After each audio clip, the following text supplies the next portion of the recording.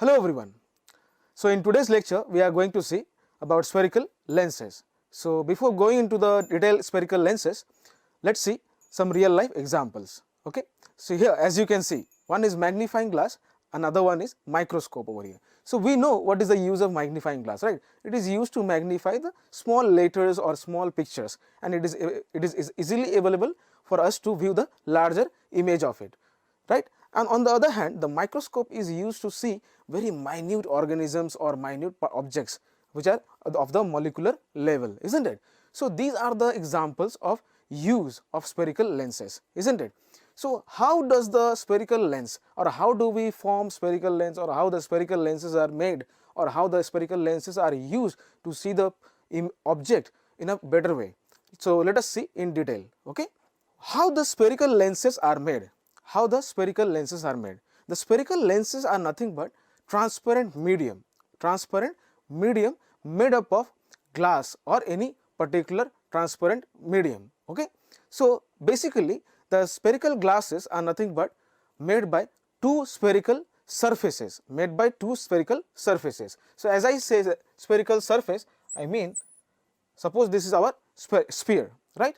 So if I consider two spheres over here, okay, and I cut a part of the sphere and I join those, how do they look like? So if I connect those two, it looks like this, isn't it? So this is our one of the lenses, that is convex lens, right? And if I join the other two, I mean on the other way, it looks somewhat like this. Okay, it looks somewhat like this. So this is our concave lens. Okay, so this is our convex lens, this is our concave lens. So using the transparent glass medium of two spheres, okay, we can form two spherical lenses in different ways. That is, first one, when the bulging is outward and when the bulging is inward, so therefore two different types of lenses are formed, right? Okay.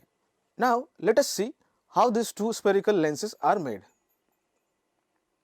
So as you can see over here, the two parts of two spheres over here are combined to give us a convex lens over here. This is our convex lens. The figure A is nothing but convex lens, and the other two parts of two spheres are joined in such a way to form a concave lens over here, as you can see. So this is our convex and this is our concave lens, right? So there are two types of lenses, spherical lenses. One is convex, another one is concave lens. I hope you got that. Now as you can see, the centers of two spheres, C1 and C2, over here also C1 and C2. So these two centers of two spheres are called as center of curvatures, as we have already seen in case of concave and convex mirrors. Remember? Yes, that's it. Now in case of mirrors, the center of the mirror was called as pole, but here they are called as optical center. So in case of convex mirror, as you can see, the center part is thick, but in case of concave mirror, I mean concave lens, the center part is thin, isn't it? And so what we conclude over here is the two parts of two different spheres, when they are joined in such a way, we get two types of lenses. That is, first one convex lens, second one concave lens. Now these two lenses, that is convex lens and concave lens, these two lenses are called as converging as well as diverging. How? Let us see. So as you can see, if I make the light rays fall on the concave lens over here, they diverge, right? And if I make the light rays fall on the convex lens over here, they converge. So the light rays are coming from infinity, okay, and after passing through the lens, they diverge and they seem to meet at the focus, as you can see over here, right? That is the property of concave lens, which we will be studying later. And over here, the rays from infinity are coming towards the lens, and after passing through the lens, they are meeting at the focus.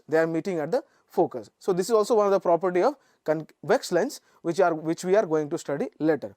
So what I mean over here is why they are called as converging and diverging. Convex lens over here is called as converging because it converges all the rays from infinity at its focus, okay?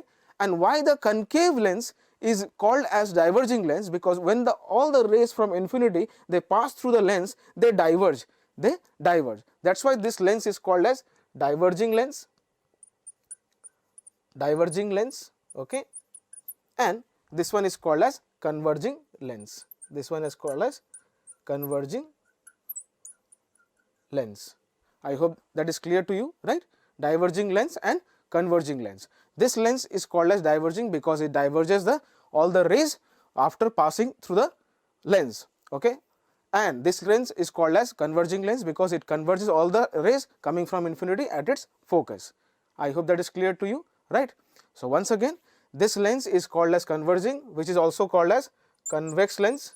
So convex lens is also sometimes called as converging lens, and concave lens is also sometimes called as diverging lens, right? So that was all about our introduction to spherical lenses. Next, in the next class onwards, we will see the terminologies and the properties and the ray diagram concerning with the lenses. Thank you.